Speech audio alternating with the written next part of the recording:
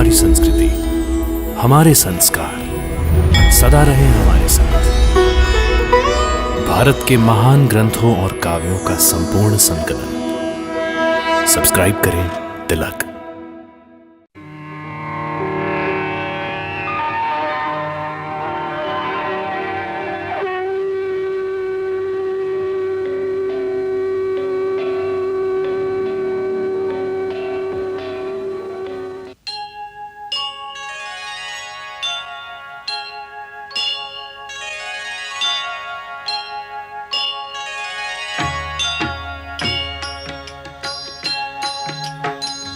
सीताराम चरित अति पावन, मधुर सरस अरु अति मन भावन।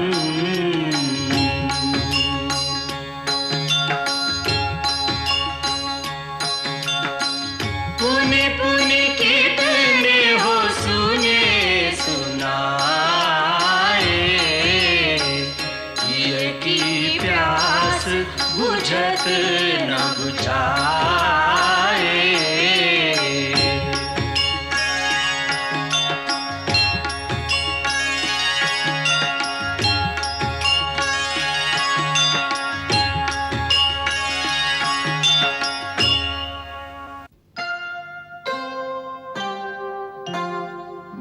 राम लखन सिया भ्रमत अरण्य, राम लखन सिया भ्रमत अरण्य।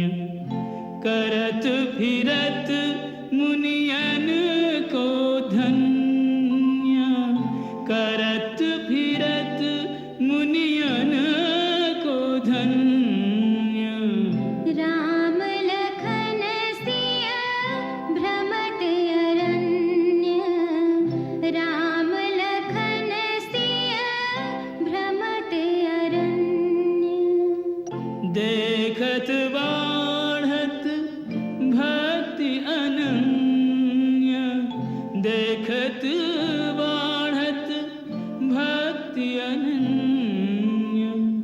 राम लखन सिया भ्रमत अरण्य, राम लखन सिया भ्रमत अरण्य।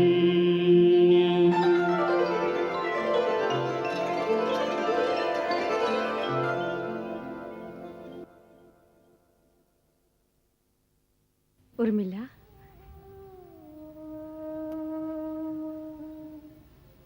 ये देवी मंदिर में क्या कर रही हो मेरी बहन?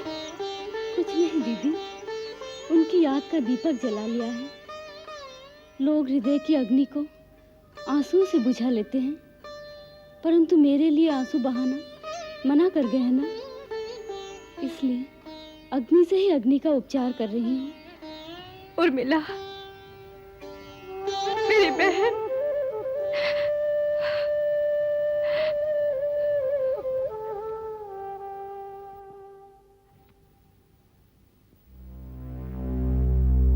श्री राम, ये शमशान नहीं, कभी समत्र आश्रम था।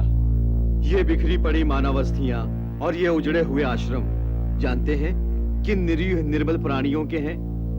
वानप्रस्थ आश्रम में पालन करने वाले महात्माओं के, वीतरागी ब्राह्मणों के, जन सेवा में जीवन व्यतीत करने का व्रत लेकर आए हुए संत जनों के, ऋषियों, मुनियों और तापस जीवन व्यतीत करने वाले साधु जनों के। मानवता की ऐसी जघन्य हत्या करने वाले आतताई कौन है? हे सर्वज्ञ, सब कुछ जानकर भी अनजान बनकर पूछ रहे हैं। जिन अत्याचारी अत्याचारियों के त्रास से उद्धार पाने के लिए महर्षि विश्वामित्र आपको अयोध्या से ले गए थे, उन्हीं दुष्ट दानवों और असुर शक्तियों ने इन निर्दोष प्राणियों का संहार किया।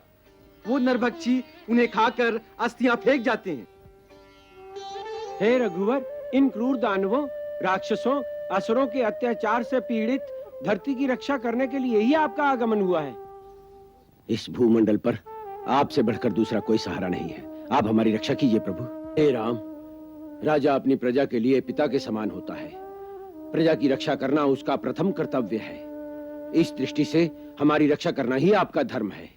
आप नगर में रहिए या वन में, परंतु है तो हमारे राजा ही, इसीलिए हम आपकी शरण में आए हैं।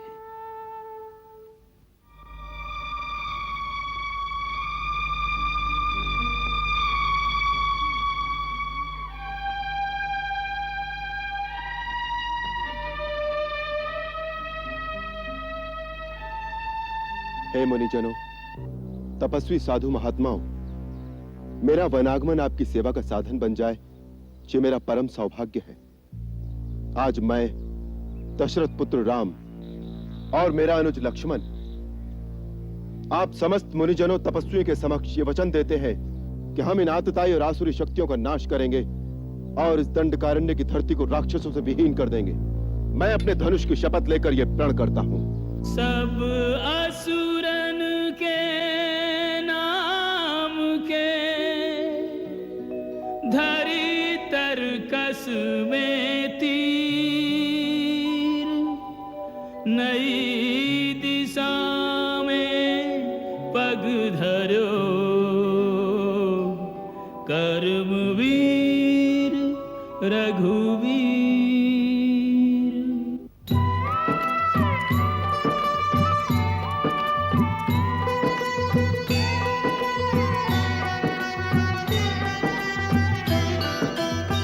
जिस कारण आए उस कारज श्री रघुवीर चले, महिनिष्कंटक करन हरन, महिनिष्कंटक करन हरन, मुनिजन की पीर चले।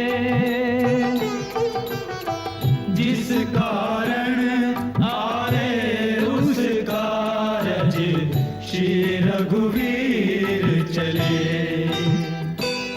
ओम भूर्भुवस्सुवः तत्सवितुर्वरेण्यं भर्गो देवस्य धीमहि धियो यो नः प्रचोदयात्। स्वाहा स्वाहा ॐ स्वाहा स्वाहा।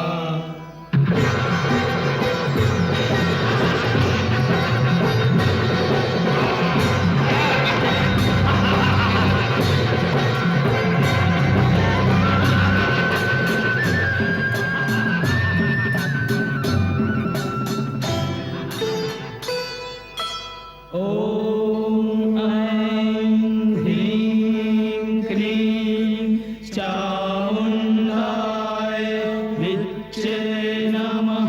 स्वाहा स्वाहा ॐ स्वाहा स्वाहा।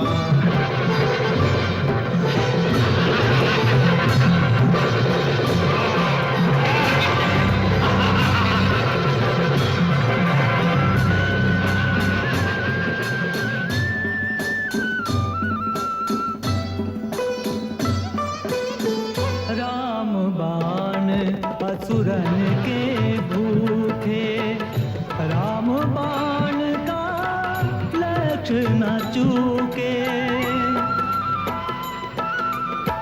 धर्म के रथ पर कर्म के पथ पर बढ़ चले आगे, राम धनुर्धर बढ़ चले आगे।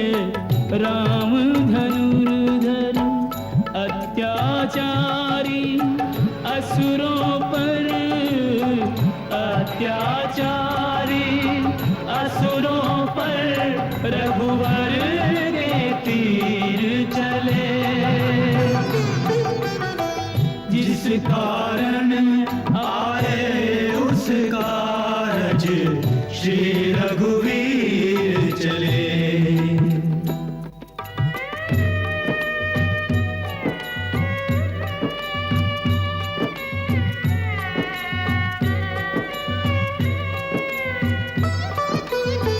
भरत राज सेवा में लागे,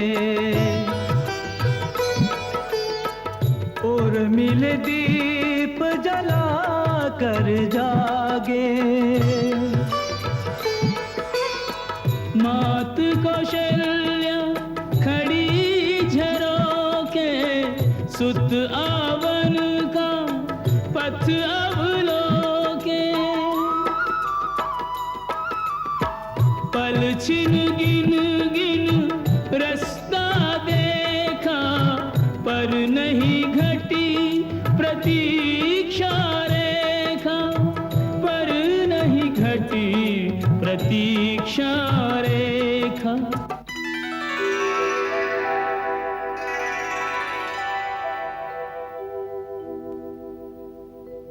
आवन का पथ देखत देखत बीत गए 10 साल।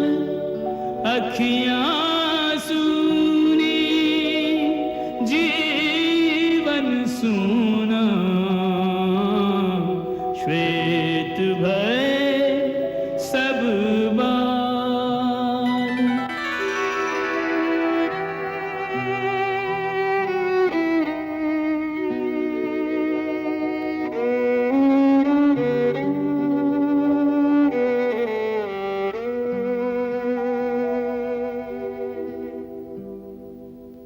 उधर राम कर्तव्य के पथ पर बढ़ते जाएं निरंतर। कर्मवीर के लिए नहीं कुछ हर्ष विषाद में अंतर।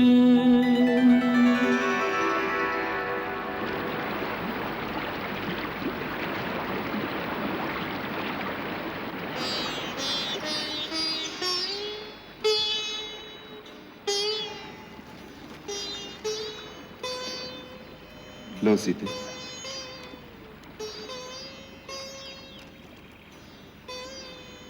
लो लक्ष्मण,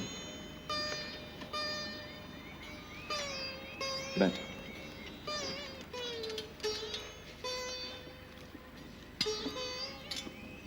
खाओ सीते।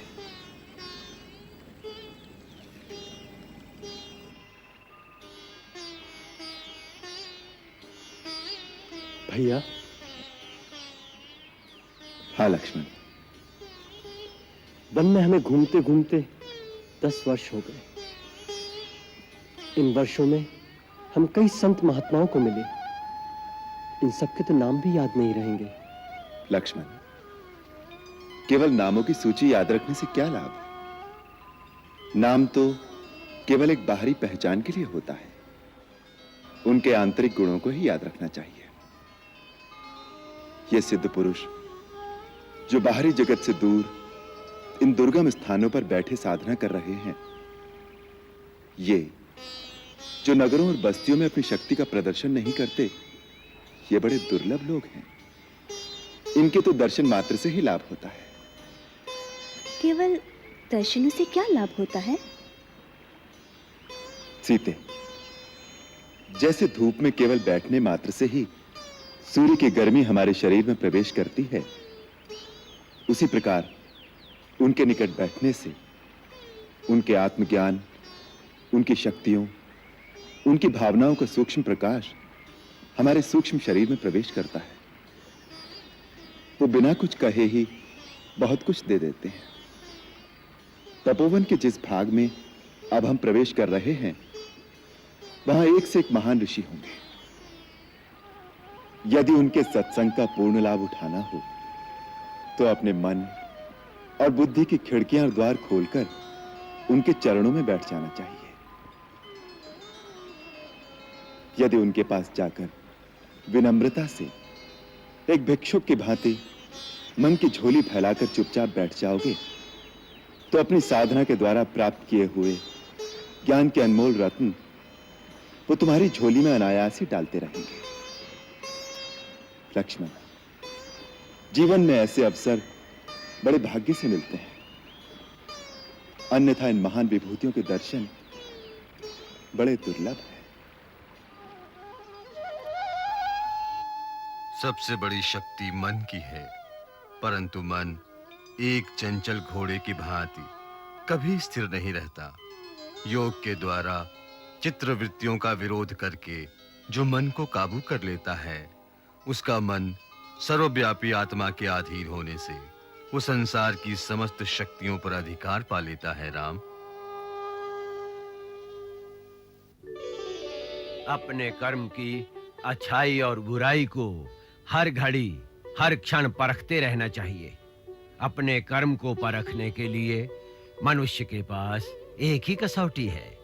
वो ये सोचे कि यदि मैं इसी समय मर जाऊं तो मेरा यह कर्म किस गिनती में आएगा। इसलिए यदि कोई भूल हो जाए तो उसे तत्काल सुधार लेना चाहिए। ये कभी ना सोचे कि आज की भूल को कल सुधार लूंगा। कभी-कभी काल कल का समय नहीं देता। धर्म के मार्ग पर चलने के लिए ज्ञान का प्रकाश आवश्यक है।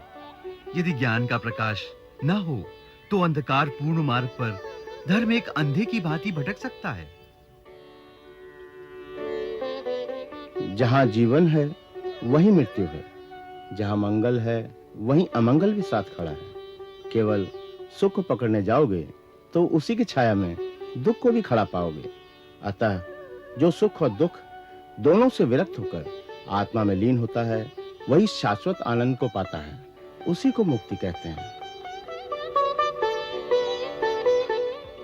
जैसे वर्षा का जल सब पेड़ पौधों पर एक समान गिरता है, परंतु किसी के लाल फूल निकलते हैं और किसी के पीले पत्ते, इसी प्रकार एक ही विद्या का भिन्न-भिन्न प्राणियों पर उनके संस्कार और भाव के अनुसार भिन्न-भिन्न प्रभाव पड़ता है। पत्थर पर लिखे अक्षर कभी नहीं मिटते, परंतु पानी पर लिखा क्षण भर भी नहीं रहता। मन में क्रोध और शत्रुता को उतनी देर रखना चाहिए जितनी देर पानी पर लिखा रह सकता है। श्री राम, धन के अतिरिक्त भी तुम कुछ दे सकते हो। एक मीठा शब्द, एक प्यार भरी मुस्कान, उसका मोल तो धन से भी अधिक है। हर एक प्राणी भगवान का अवतार है, परंतु वह अपनी ही माया के जाल में फंसकर अपने आप को नहीं पहचानता। इस माया जाल से प्राणी कैसे मुक्त हो सकता है मुनिराज? स्वयं को पहचान कर, अपने भगवत स्वरूप को जानकर स्वयं ही अपने आप को फंसाता है और स्वयं ही मुक्ति का साधन पूछता फिरता है। यही तो मायापति की माया है।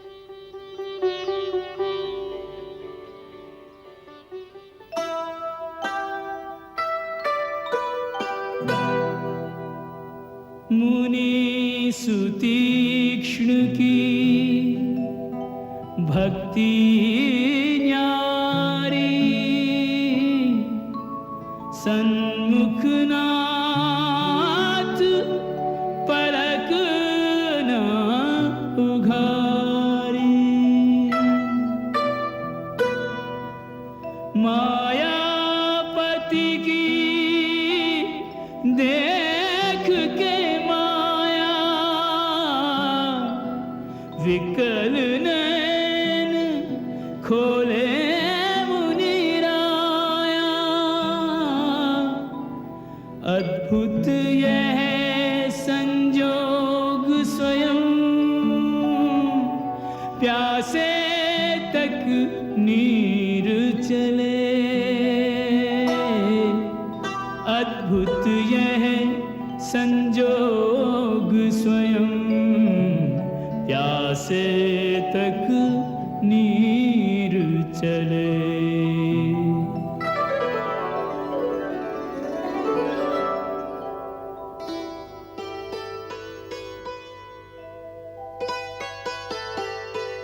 मुनिवर सुतीक्ष्ण, मैं दशरथ पुत्र राम आपको प्रणाम करता हूं।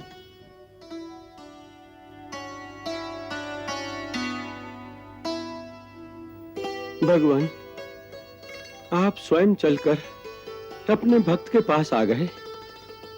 कब से जिन श्री चरणों को हृदय पटल पर बिठाए बाट निहार रहा हूं, आज उन्हें साक्षात प्रणाम करने का अवसर आपने दे दिया।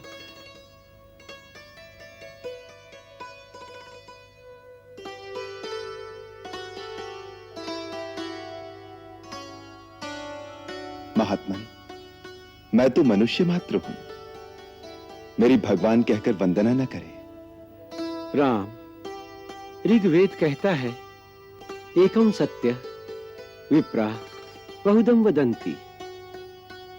सत्य एक है, परंतु ज्ञानी जन उसे विभिन्न नामों से पुकारते हैं।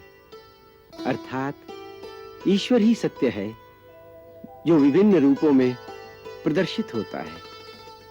इस अनेकता में एकात्मकता के कारण यदि मुझे आपका रूप भी वही दिखता है जो भगवान विष्णु या शिव का है, तो इसमें आश्चर्य क्या है?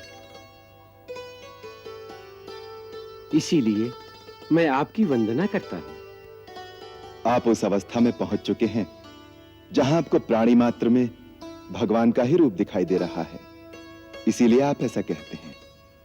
पर इस समय मैं अपने कर्तव्य का मार्गदर्शन और आपका आशीर्वाद पाने की आकांक्षा से आपके श्री चरणों में आया हूं। ठीक है, आप इस समय मानवीय लीला करना चाहते हैं तो ऐसा ही सही। भगवान, आपने जो अपना लक्ष्य निर्धारित किया है, वो कर्तव्य आप कई वर्षों से निभा रहे हैं। आपके इस कर्म रूपी यज्ञ की पूर्ण सफलता के लिए मेरे गुरुदेव भगवान अगस्त्य ही आपको आशीर्वाद दे सकते हैं। आप उनके दर्शन करें। कई वर्षों से मन में साध है कि महर्षि अगस्त्य जी के दर्शन करूं। अब आप ही कृपा करके उन तक पहुंचने का मार्ग बता दें तो हम कृतार्थ हो जाएं। अच्छा,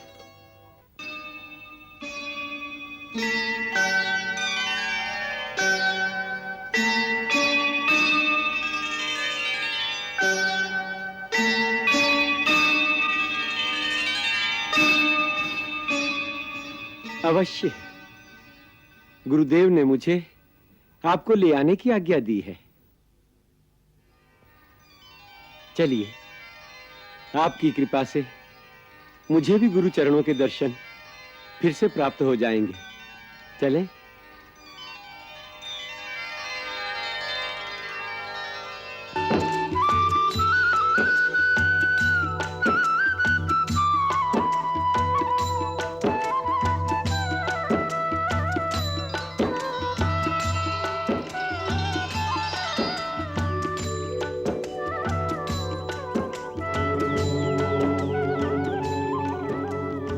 प्रभु, यही गुरुदेव का आश्रम है।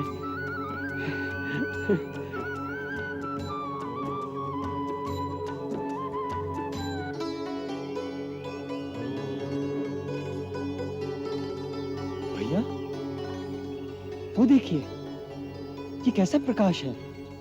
हाँ, ये आभा कैसी? सीते, ये महर्षि अगस्त्य का आध्यात्मिक तेजपुंज है। हर प्राणी की आध्यात्मिक उन्नति और शक्ति के अनुसार ही उसके शरीर के चारों ओर एक तेजपुंज, एक प्रकाश का क्षेत्र रहता है। जितनी शक्ति अधिक होगी, प्रकाश का क्षेत्र भी उतना ही बड़ा होगा। महर्षि अगस्त्य अपने पराक्रम और अपनी शक्ति में अपने आराध्य और गुरु भगवान शिव के ही समान है। एक बार देवताओं के कार्य में सहायता के लिए महर्षि अगस्त्य ने पृथ्वी के 7 समुद्र अपनी अंजुली में भरकर पी लिए थे। भगवान अगस्त्य सारे दानव समुद्र में छिपे हुए हैं, जहां से वो जब चाहें निकलकर देवलोक पर आक्रमण करते रहेंगे। जब तक उनका संहार नहीं किया जाएगा, देवलोक सुरक्षित नहीं रह सकता। यदि आप थोड़ी देर के लिए समुद्र का पानी हटा सकें, तो हम उन दानवों का अवश्य ही नाश कर देंगे। आप ही ऐसा करने में समर्थ हैं। हम आपकी शरण में आए हैं, हमारी सहायता कीजिए प्रभु। तथास्तु।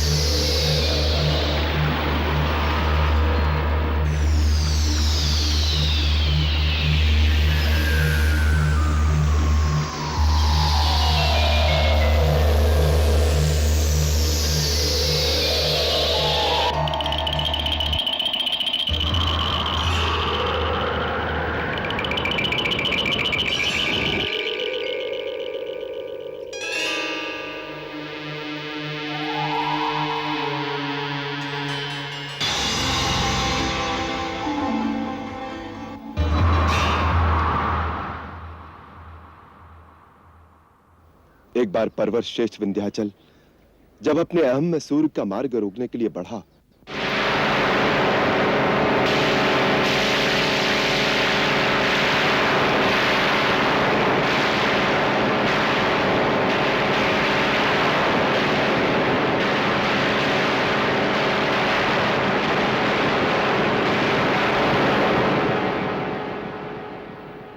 तो महर्षि अगस्त्य ने अपने चरणों से उसे दबाकर उसकी उद्दंडता को वहीं रोक दिया था। तभी से वह निरंतर उनके आदेश का पालन कर रहा है। इसी कारण उन्हें अगस्त्य कहते हैं। अगम पर्वतम स्तंभयति इति अगस्त्य। जो अग अर्थात पर्वत को स्तंभित कर दे वही अगस्त्य है। अच्छा? हाँ, एक बार भगवान शिव का विवाह देखने के लिए जब सारी शक्तियां और समस्त जीव राशियां उत्तर में चली गईं, तो कहते हैं भूमि का संतुलन डोल गया। तब भगवान शिव के कहने से महर्षि अगस्त्य विंध्याचल पार करके दक्षिण में आए, तो अकेले उनकी शक्तियों के प्रभाव से भूमि का संतुलन फिर से ठीक हो गया। इसीलिए कहा जाता है कि यदि उत्तरी भाग का समस्त आध्यात्म बल और ज्ञान एक पलड़े में रखा जाए तथा दूसरे पलड़े में अकेले महर्षि अगस्त्य बैठ जाए, तो दक्षिण का पलड़ा भारी होगा। स्वयं भगवान शिव ने महामुनि अगस्त्य को परम सुंदर तमिल भाषा की शिक्षा दी।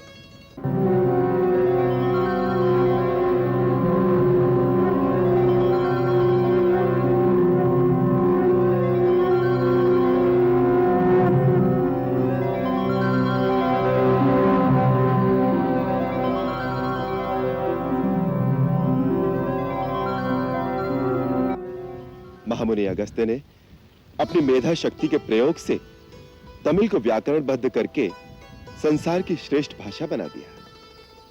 इस संसार को उनकी उत्तम देन तमिल भाषा है, जिसमें उन्होंने समस्त ज्ञान समो दिया। इसी प्रकार ये भगवान अगस्त्य ही ब्रह्मलोक से कावेरी नदी को कमंडलों में भरकर ले आए थे, जो आज समस्त प्राणियों के उद्धार के लिए गंगा समान ही बह रही है। हे प्रभु, भगवान शिव ने मुझे इस देश में भेजा है। वहां हमें गंगा और यमुना जैसी महान और पवित्र नदी की आवश्यकता है। आप सदा अपने भक्तों पर अनुग्रह करते हैं, इसीलिए हमारी प्रार्थना स्वीकार करें। तथास्तु महात्मा अगस्त्य।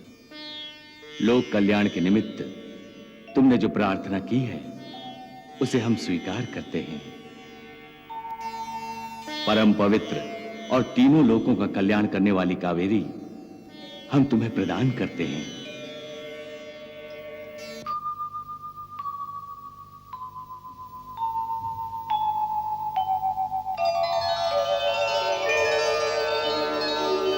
प्रणाम पितामह, क्या आज्ञा है? कावेरी पुत्री, हम तुम्हें महर्षि अगस्त्य को प्रदान करते हैं।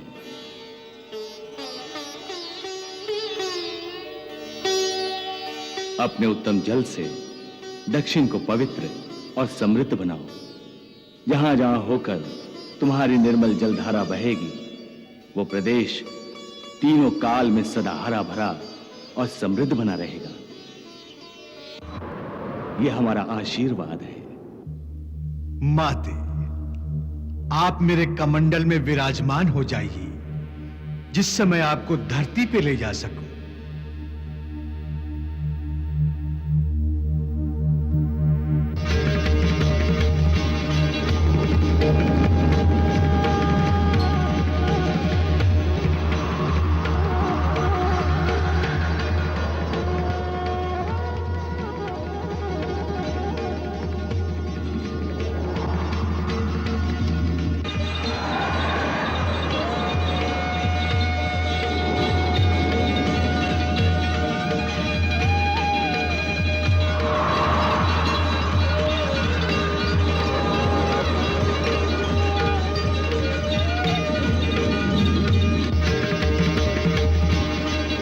माता, यहाँ के समस्त प्राणी, जलचर, नभचर, भूचर, समस्त जीव सर्वदा आपकी पूजा करेंगे और किसी भी भेदभाव के बिना उन सबको आपका आशीर्वाद प्राप्त हो।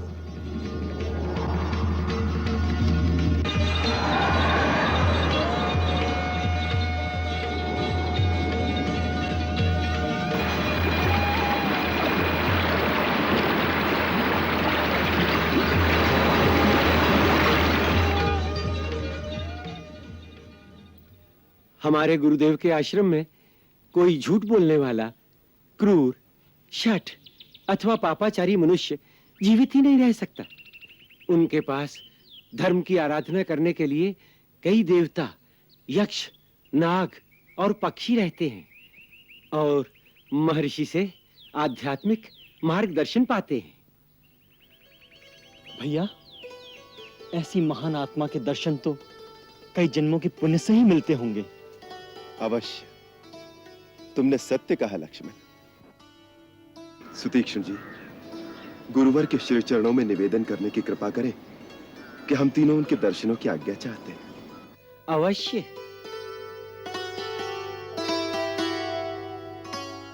मंगल भवन अमंगल हारी, जब हो सुदशरथ अजिर बिहारी।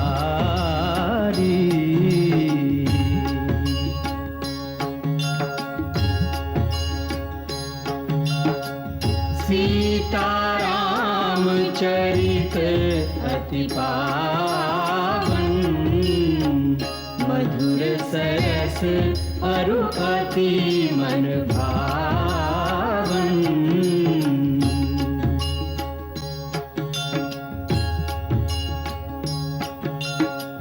पुनि पुनि कितने हो सुने सुनाए, हिय की प्यास बुझत न बुझ